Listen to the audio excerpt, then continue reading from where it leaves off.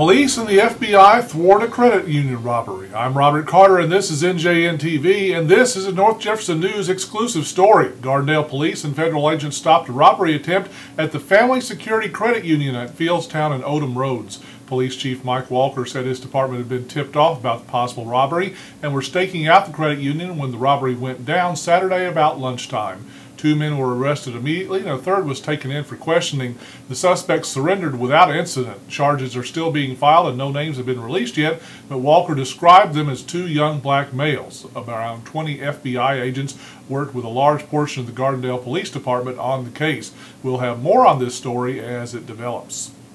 If electronic bingo is ever declared legal in Alabama, the machine still won't make an appearance in Kimberly. A proposed hall, which would have had more than 250 machines and provided about $25,000 a month in permit fees for the town, was quietly outlawed and a new ordinance passed in last week's city council meeting. Only 3 audience members were there to witness it. That was in stark contrast to an earlier meeting where proponents first asked for the hall to be approved, a meeting that was packed with gambling opponents and supporters.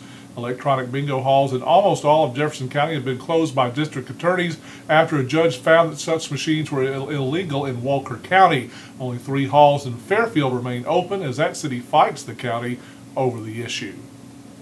Want to help brighten the Christmas holidays for soldiers and sailors overseas? The City of Fultondale wants to help. They set up a box at City Hall to collect cards and notes as part of Operation Christmas Cards for Our Soldiers. The project aims to put a card in the hands of every active duty serviceman and woman. You can drop your card off before Tuesday's closing at City Hall. No address or stamp is needed. You can include a photo of yourself and an email address if you'd like to correspond.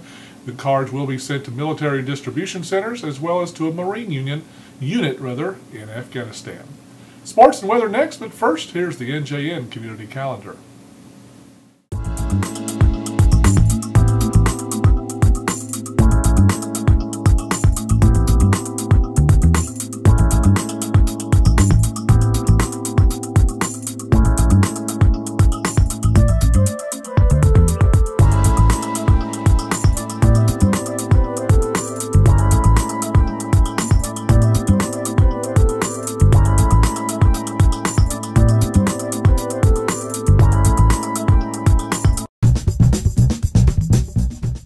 In sports, our local contingent of high school cross-country runners finished largely in the middle of the pack in Saturday's state championships at Oakville Indian Mounds Park in Lawrence County. The surprise of the bunch was Hayden High's teams. The Wildcats qualified both the girls and boys. Quite an accomplishment considering the school had never even fielded cross-country teams before this year. Krista Strickland led the Wildcats with a 12th place finish, enough to put her on the award ceremony podium. The Hayden girls finished 10th in the overall team standings and the boys were 14th. Here are our top local finishers on a roll.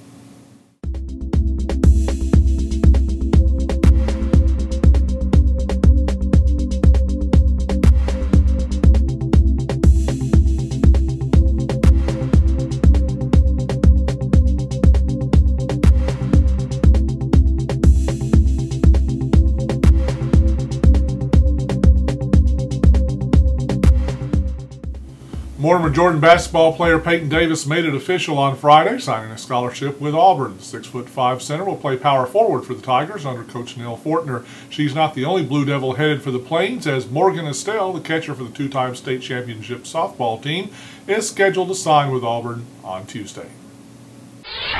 In weather, rain returns to our outlook. The NJN 4-day forecast calls for showers to come through our area tonight, but those will die off by Tuesday night and clear and cool days will return.